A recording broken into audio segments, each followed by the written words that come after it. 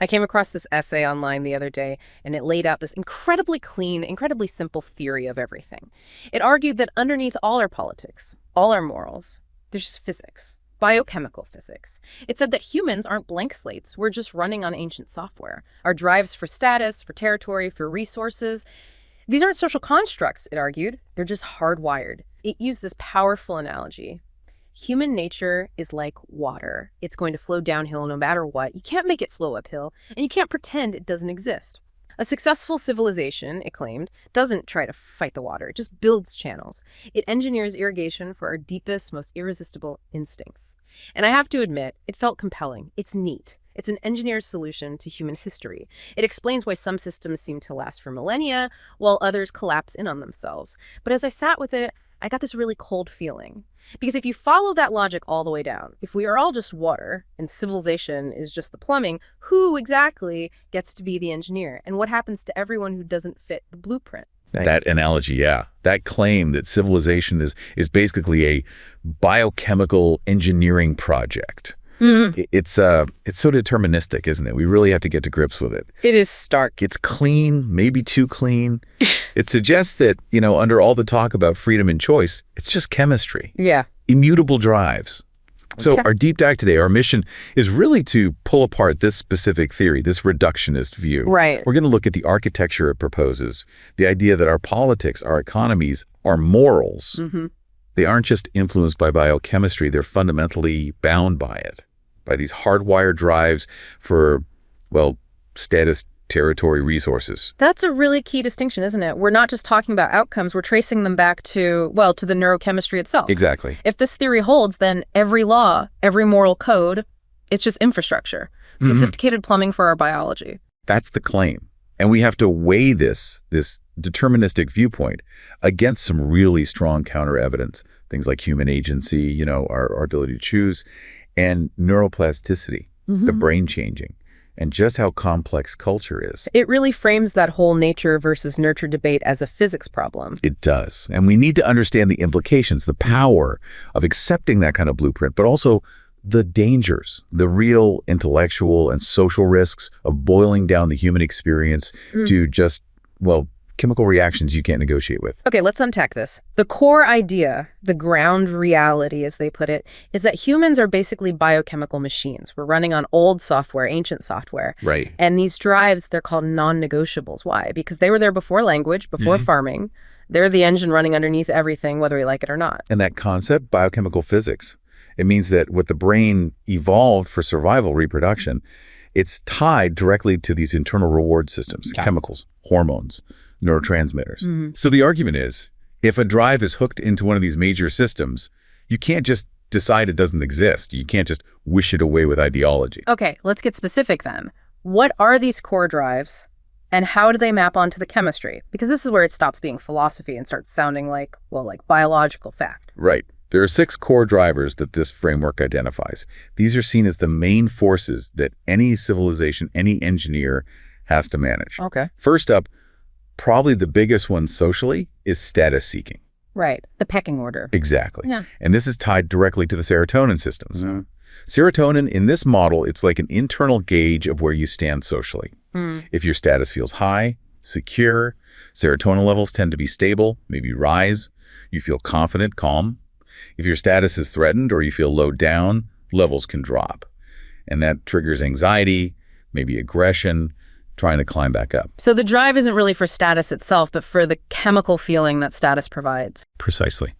It's the brain automatically tracking its position, seeking that stable neurochemical state. It's not just a social idea, it's brain chemistry. Makes sense. What's next? Next is pair bonding. This is that drive for deep, exclusive connection. Think loyalty to a partner or maybe a very small, tight-knit group. And the chemistry there? Primarily oxytocin and vasopressin. These are the hormones that really cement loyalty, cement those bonds. They drive the desire for exclusivity, for stability in that core relationship. Okay. And then there's territorial marking. I'm guessing this connects to things like private property. You guessed it. This drive is primarily influenced by testosterone. Now, testosterone gets a bad rap for just aggression, but it's strongly linked to defining and defending resources. That could be physical space or objects or even, concepts. Like my idea. Could be.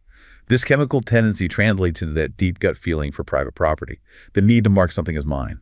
So trying to abolish that from this viewpoint is like trying to abolish the effects of a hormone. It's fighting the physics. Okay, so those three seem quite personal. Position, attachments, possessions. What about the broader group level stuff? Right. The next three kind of scale up. Fourth is in-group loyalty. This is that really powerful us versus them mechanism. Rivalism. Essentially, yes. It uses the bonding chemistry of oxytocin trust within the group, but combines it with the stress hormone cortisol. Cortisol gets triggered by outside threats, real or perceived. Ah, okay. So the two together ramp up cohesion inside the group, specifically against outsiders. It's the neurological fuel for community solidarity, often fired up when the group feels threatened. And number 5, the engine of, well, seemingly everything in the modern world. Resource accumulation. That's powerfully driven by the dopamine system. And it's important here, dopamine isn't strictly the pleasure hormone, it's the hormone of seeking, of anticipation. The hunt. Exactly. It rewards the process of getting things, acquiring, accumulating. It pushes us towards more. This theory argues that the kind of exponential growth we see in some economies, that's just a macro-level expression of this micro-level dopamine loop. Wow. Okay. And the final one, number 6. Sounds like a big one. Mate competition. Unavoidable, right. From an evolutionary perspective, it determines reproductive success. Yeah. And this isn't just one chemical, it's a whole cocktail. Testosterone for risk-taking and competition, estrogen, pheromones, all working together. To maximize your chances. To prioritize behaviors that make you attractive, help you secure a mate. Any stable society, the theory says, has to provide controlled, predictable outlets for this competition. Otherwise, it just leads to chaos and violence. So, okay, these 6 drives, status, bonding, territory, group loyalty, resources, mating, these are the physics, the fundamental forces. That's the premise. Which means the challenge for any civilization designer, any engineer, is basically managing this energy. And this brings us right back to that water metaphor. Yes, the metaphor is central. It insists that human nature, this biochemical water, it always flows downhill. It follows the path of least resistance. You can build dams, you can dig channels, you can divert it. But you can't stop it. You can't make it flow uphill. Exactly. So the engineer, the society builder, faces 2 basic choices. Option 1, fight the water, which the theory says is catastrophic. Right. This means trying to force the water uphill using sheer ideology. Trying to suppress status seeking, trying to abolish property, demanding people ignore family ties.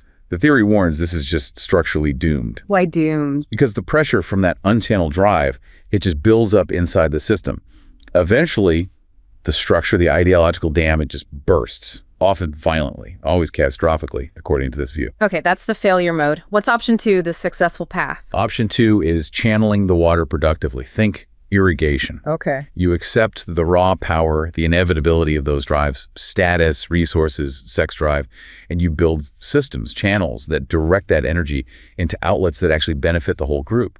Outlets that promote stability, flourishing. The water still flows, but it waters the crops instead of flooding the city. That's the idea. It's about smart infrastructure, not feudal opposition. And to make this concrete, the theory points to history. It offers interpretations of large-scale systems. Specifically, it looks at Christianity as this masterpiece of social engineering.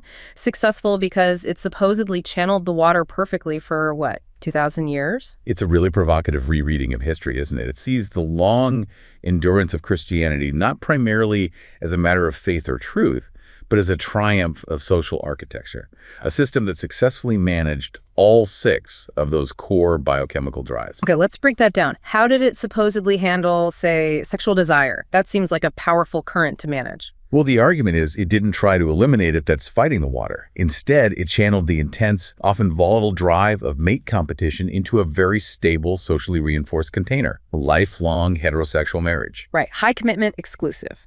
Exactly. It provided a specific, socially approved outlet. This minimized the chaos, the violence, the instability that can come from completely unchecked mate competition. And critically, the church as an institution built elaborate systems like canon law, rules about inheritance, community pressure to actively enforce this channel. They built strong banks for that river. Okay, what about status competition? That serotonin-driven need for hierarchy? Surely religion aims to flatten that. According to this theory, no. It performed a kind of brilliant redirection. It didn't abolish the desire for status, it changed the rules of the competition. How so? Status competition was channeled into virtue competition. You competed to be seen as the most pious, the most charitable, the most self-denying, the most dedicated. Think about monastic orders, public acts of charity, the whole process of becoming a saint. Ah, okay. Those are all status hierarchies, just different criteria. Precisely. They provided clear, measurable ways to gain status. And crucially, achieving status in these ways usually served the community, rather than just accumulating personal wealth or power. That's clever. Okay, what about the darker drives? Violence and aggression? Can't just switch those off. No. So the energy was channeled, either inward, as self-discipline, battling temptation, spiritual warfare, Right. or it was channeled outward into controlled forms of aggression, like the idea of righteous anger. Or, looking historically, institutions like the Crusades. Now, obviously hugely problematic by today's standards. Understatement. Absolutely. But within this engineering framework, things like the Crusades are viewed as a societal pressure valve, an outlet for aggressive energies that, if kept entirely internal, might have torn the society apart. Okay. And finally, that relentless dopamine drive. Resource accumulation. How did it handle that? This is another key redirection. That powerful drive for more was channeled away from immediate earthly material wealth. Towards treasures in heaven. Exactly. Yeah. It gave spiritual status to poverty, or at least to detachment from wealth. It reframed getting resources as something you do for charity. It shifted the ultimate focus of wealth accumulation to the afterlife. So dampening the fires of envy and inequality in the here and now? That's the argument. It reduced the pressure of material competition and constant hoarding, which helps stabilize the social order. It was, in this view, a really holistic engineering solution, addressing all the major drives. It's a chillingly logical way to look at it purely as system design. Okay, so let's flip to the counterexample offered. Marxism. The theory frames this as the ultimate failure, the prime case of trying to force the water uphill, leading to collapse in just, 70 years compared to 2000? Yes, Marxism, in this specific interpretation, is seen as fundamentally flawed from the start because its ideology demanded the impossible, the abolition of basic human physics, the whole idea of creating a new Soviet man or new socialist person. Someone whose consciousness could override their neurochemistry. Right. That was seen as doomed because the chemistry is non-negotiable. And the first, most obvious failure point, according to this theory, was attacking the property instinct, that territorial marking drive linked to testosterone. Correct. Marx aimed to abolish private property, institute communal ownership. But if the drive to mark and possess resources is biochemical, baked in, then it's immutable. You can't just legislate it away. So what happened? The drive didn't vanish. It just migrated into shadow channels. You saw the inevitable rise of huge black markets, widespread corruption, unofficial hoarding of goods and favors. People, driven by that basic wiring to secure their own, found ways around the rules, regardless of the risks. The drive found an outlet. And the attempt to create a truly classless society, to abolish status hierarchies, that sounds like trying to tell the serotonin system to just stop working. That's exactly the analogy. The theory says you cannot have a truly flat, hierarchy-free society because the human brain automatically ranks itself and others.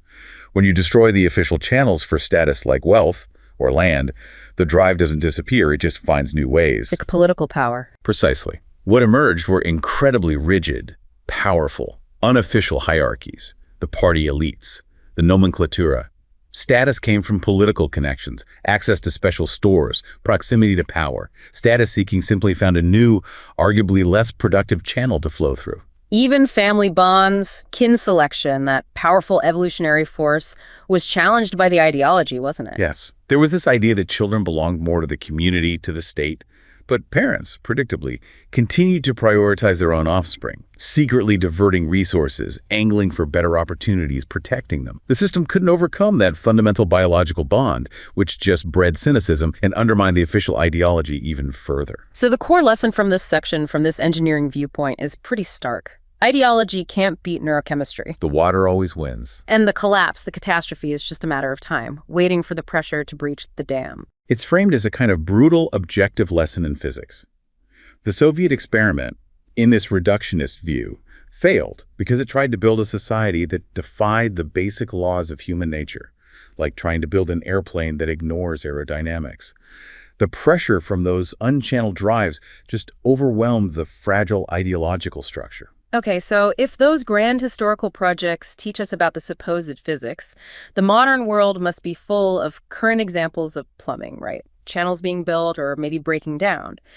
Let's move from these huge historical sweeps to maybe more intentional modern engineering through policy. Right, because intentional channeling is key here. It's about taking the potentially destructive energy of a drive and consciously harnessing it for something positive, for community benefit. And there's a compelling example from a developing nation context that really shows how national policy can do this, channeling drives like in-group loyalty and status seeking effectively. You're talking about Umaganda, right? The National Community Service Day. That feels like a textbook case of redirecting energy away from conflict. It really does seem to be. Think about the context, post-conflict. You have these incredibly raw, powerful drives, in-group loyalty, which had previously fueled ethnic violence, and male status seeking, which was also highly volatile. So the government didn't try to stamp out group loyalty? That would be fighting the water again. Exactly. Instead, Umaganda provided a specific, positive channel. It directed that in-group loyalty away from potentially harmful ethnic identities and towards the immediate local community and the nation as a whole. We're all in this together, cleaning up our neighborhood. And what about the status seeking, especially male status seeking? That was crucial. It channeled that powerful drive away from things like accumulating personal wealth through questionable means or engaging in conflict, and redirected it towards pro-social competition. Status, public recognition, was now earned by being the hardest worker on community projects, the most diligent contributor, the person who organized things well. So you get the serotonin hit, the recognition, but for doing good, measurable civic work. Precisely. It became a competition for positive contribution. That recognition became the reward, transforming potentially volatile energy into social stability and actual productive work. It's like structural engineering, using biochemical insights. Ingenious. Okay, let's look at another area where this kind of intentional design is being considered. Education, early development, the idea of channeling pair bonding and territoriality right in the classroom. Yeah, this experimental school concept is fascinating, replacing individual desks with guild tables. It seems, based on understanding, that even kids are wired for certain group dynamics. Individual desks foster isolation, maybe apathy. That's the critique. This design specifically targets oxytocin-mediated pair, bonding the glue that holds small groups together, and also that testosterone influences territoriality, but channels it productively. The goal is to build more resilient social structures, especially needed in societies where traditional bonds might be weakening. Okay, how does the guild system tackle territoriality? That sounds potentially problematic. Well, by creating these small, defined groups, the Wolf Guild, the Raven Guild, whatever, they create mini territories, a shared space, a shared identity. The kids' natural urge to defend their turf, that testosterone-influenced territoriality, gets channeled into defending the guild's reputation. Not fighting over pencils, but fighting for the guild's honor in, say, a math competition. Exactly. It directs that competitive energy away from petty conflict and towards collective achievement in academics or sports or other contests. Status comes from contributing to the guild's success. And the bonding part, the oxytocin. That's fostered within the small group. Because the guild has to work together to succeed in these competitions, collaboration becomes necessary. That shared effort, shared goals, activates those oxytocin pathways, building deeper, more resilient bonds among the guild members. The teacher becomes less of an enforcer over isolated kids and more of a facilitator for these small, bonded teams. It's like leveraging the innate drives to create a more collaborative, maybe less disruptive classroom. Simply by acknowledging the drives are there and providing a constructive outlet. Okay, those are examples of potentially positive, intentional engineering. But now, let's pivot to the big one, the modern market system, capitalism. Here, the theory argues we're seeing a kind of massive flood, not because the engineering failed, but because it was maybe too successful in one area and completely ignored others. That's the core indictment from this perspective. Yeah. Capitalism is seen as hyper-efficient at channeling economic drives. Competition, check.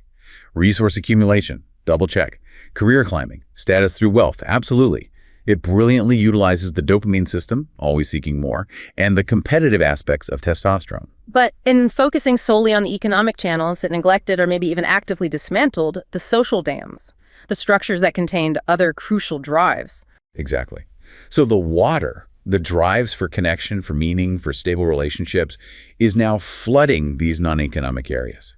The argument is that the breakdown of community, the rise in loneliness, the chaos in the dating market, the mental health crisis, these aren't unrelated problems. They are the predictable consequence of unleashing economic drives without maintaining the corresponding social infrastructure.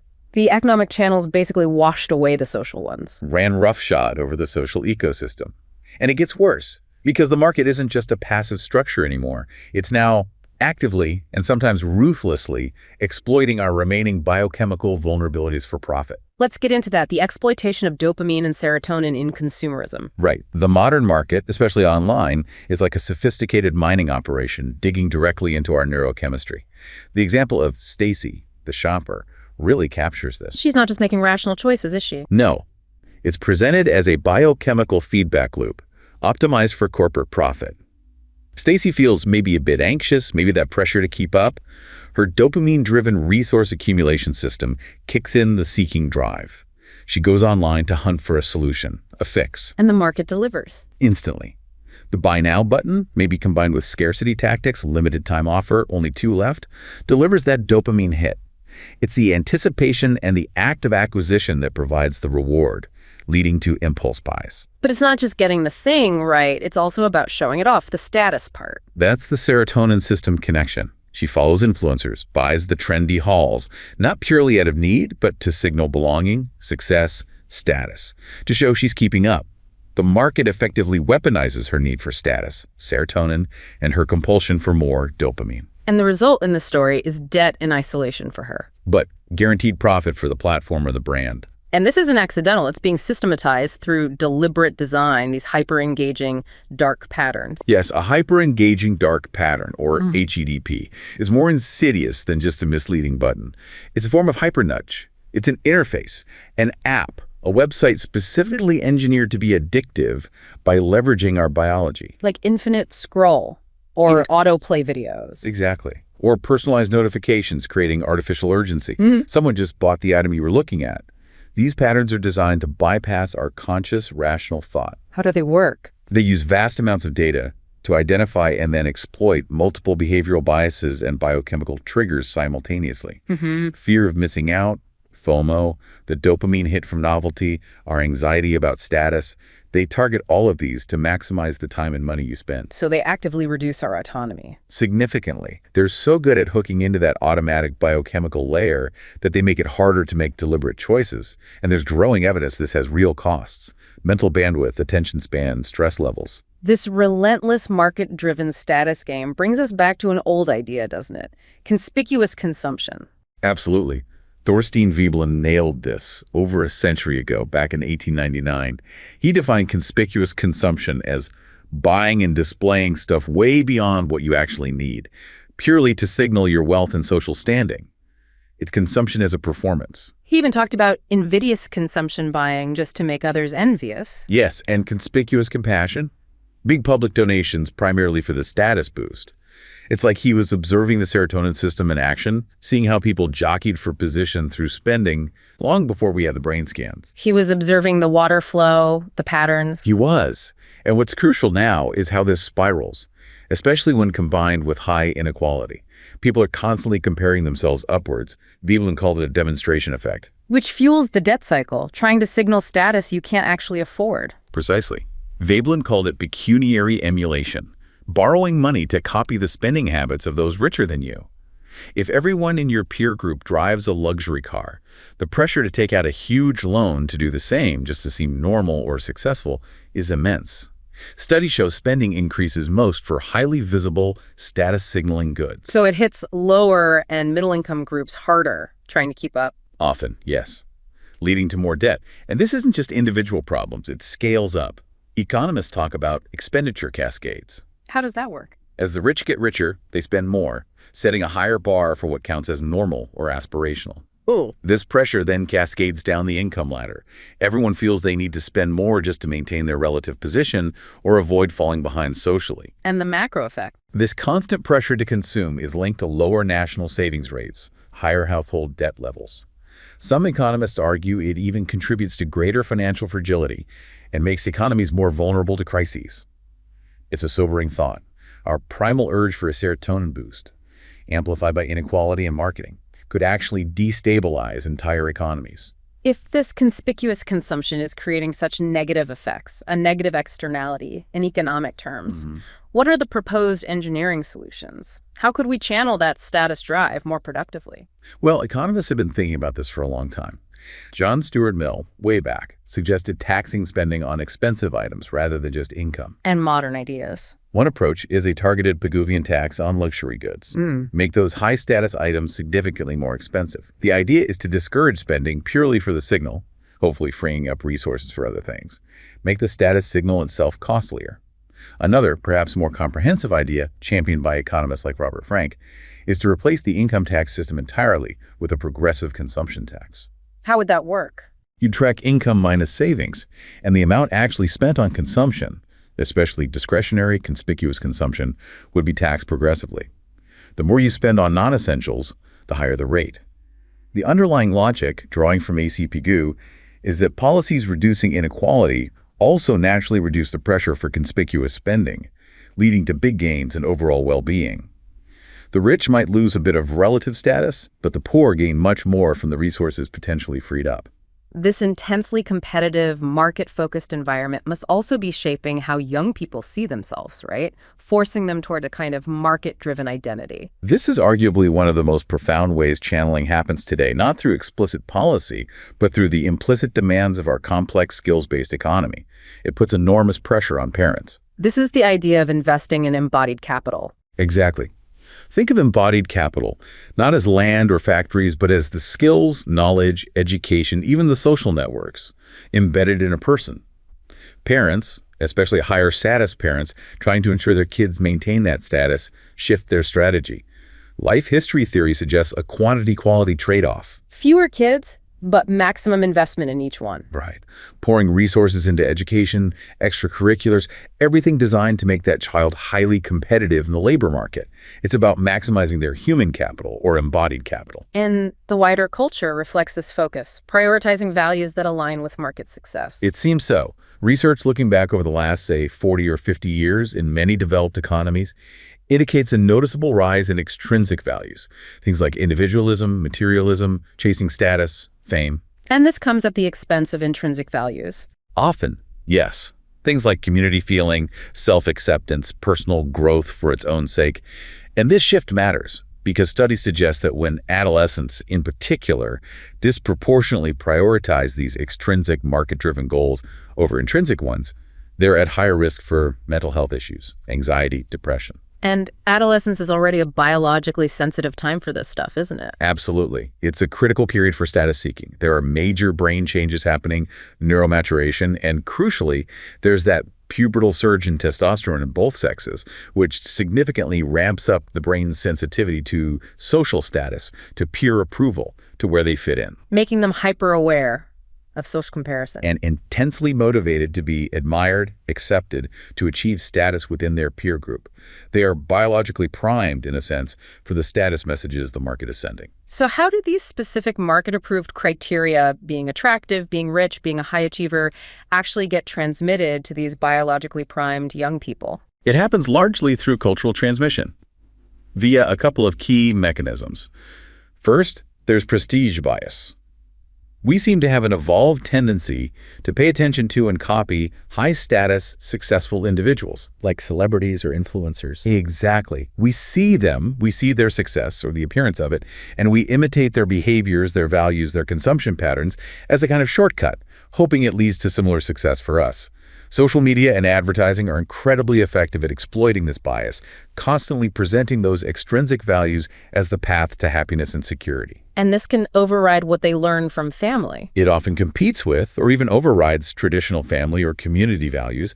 And second, there's horizontal peer learning.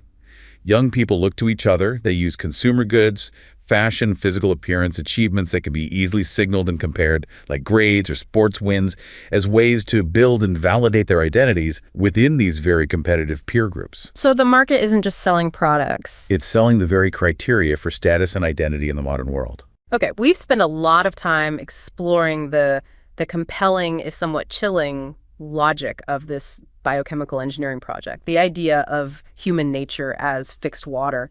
But now we absolutely have to hit the brakes and challenge that core premise, don't we?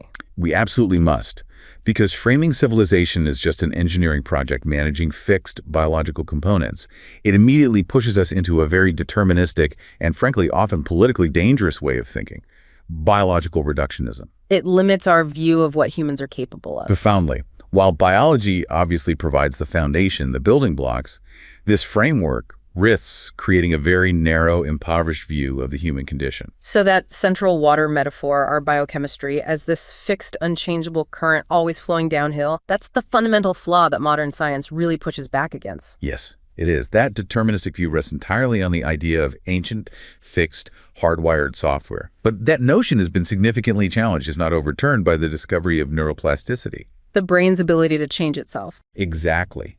The brain isn't a static blueprint set only by genes. Our experiences, the culture we live in, the language we speak, even our own thoughts, they physically alter the brain's structure, its connections, its function throughout our entire lives. So culture isn't just some thin veneer painted over a fixed biological reality. Not at all. Culture is an active force. It shapes our neurology.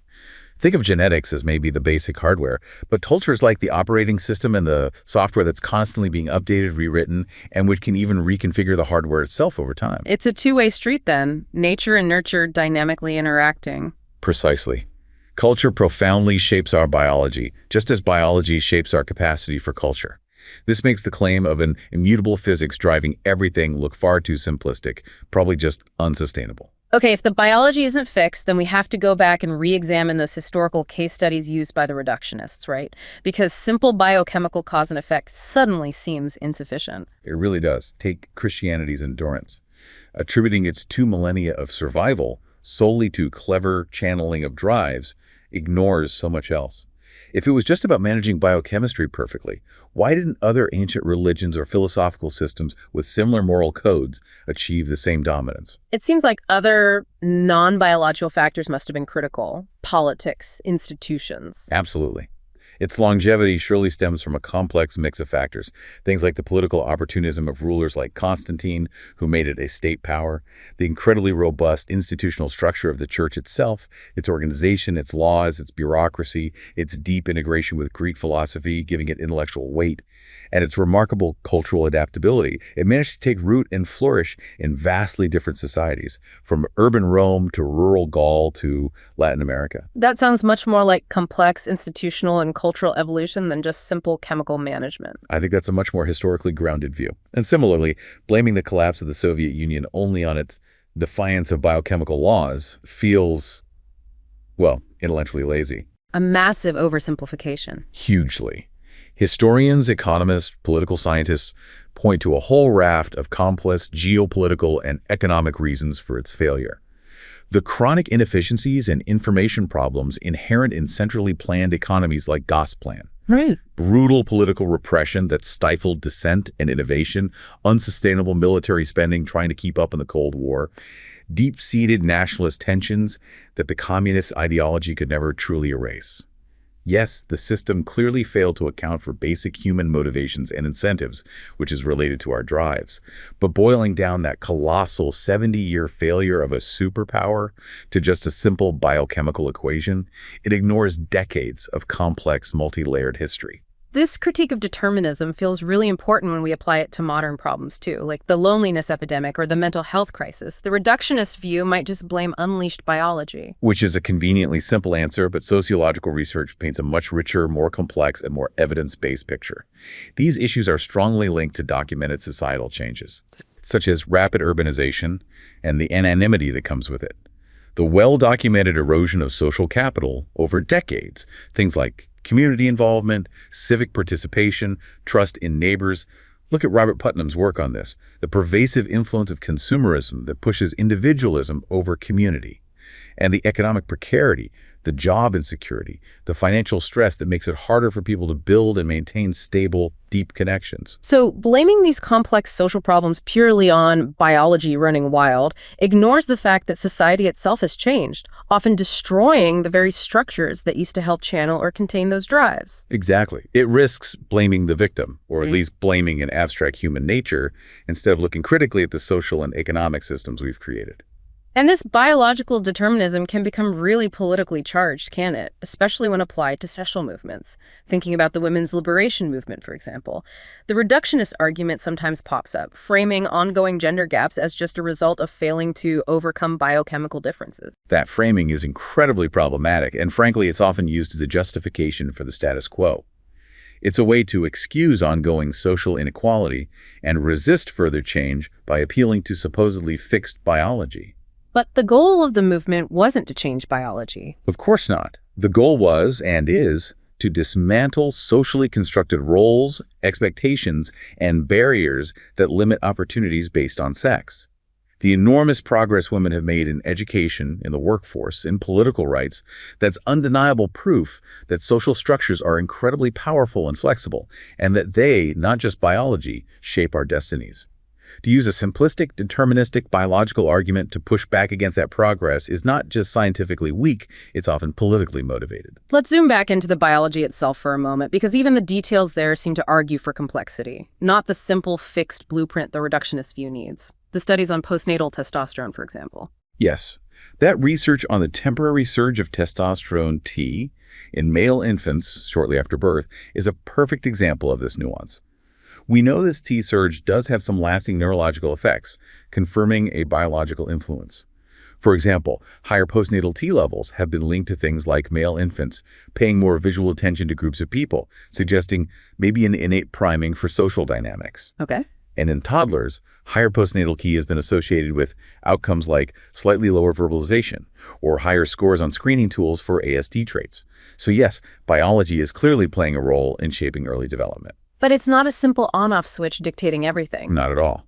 The crucial finding is the lack of consistency across different behaviors. The very same studies often find that those early T concentrations are completely unrelated to other strongly sex-type behaviors later in childhood, like preferences for boy toys versus girl toys, or overall activity levels. If biology was just a simple, monolithic, determinate stamping out behavior, you'd expect it to influence all these related things uniformly. But it doesn't. We see specific contextual effects. It suggests the link between hormones and complex behavior is much more intricate. It often needs cultural input, learning, and development over time to manifest. The water might have currents, but the riverbed itself seems quite flexible, and the flow can be shaped in many ways. Which brings us back full circle to the unease you mentioned at the start, the political and ethical stakes of adopting this whole engineering project mindset for society. Yes, because the metaphor itself, civilization as an engineering project, humans as passive water to be channeled or managed, it's profoundly dehumanizing when taken literally. And history gives us some pretty stark warnings about where that kind of thinking could lead. When society decides some people are just components to be managed. The question who gets to be the engineer tends to get answered by whoever holds the most power. Yeah. And the outcomes are often tragic. It echoes the darkest chapters of things like social Darwinism or the eugenics movement, doesn't it? It absolutely does.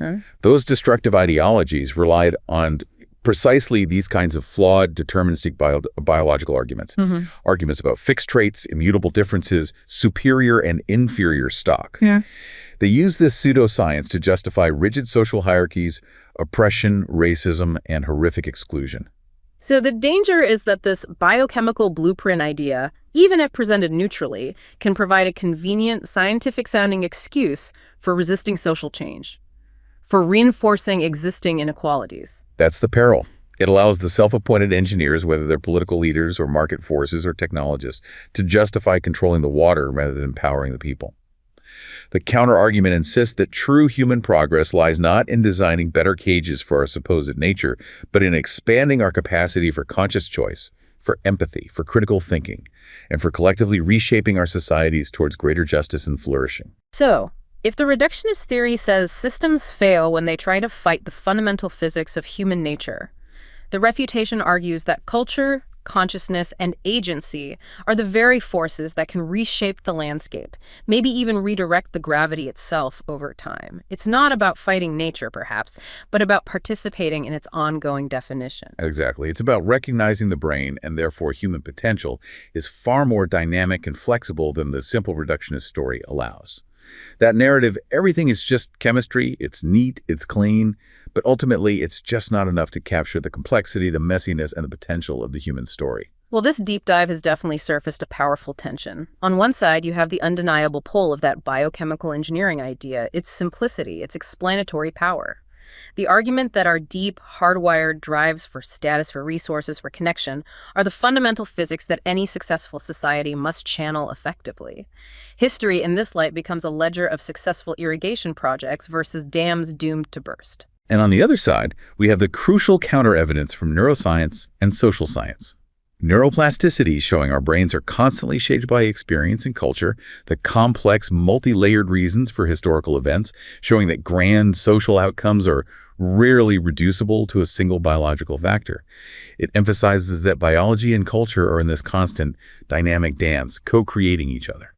So, trying to synthesize these, it seems we land somewhere recognizing that human existence is, well, it's the evolving tapestry. Woven, yes, from the strong threads of our biological drives, we can't ignore that physics, but also woven with our capacity for reason, our incredible cultural diversity, our shared hopes and aspirations, and all these threads together determine how that water actually gets channeled. Which means the core challenge for us, living within these systems, is maybe twofold.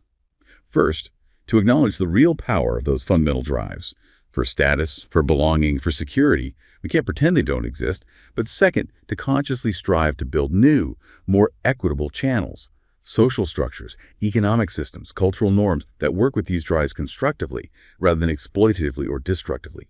And crucially, to do so without sacrificing human agency, critical thought, or the ongoing pursuit of a truly just and meaningful society for everyone. But that leaves us with a really tough final thought.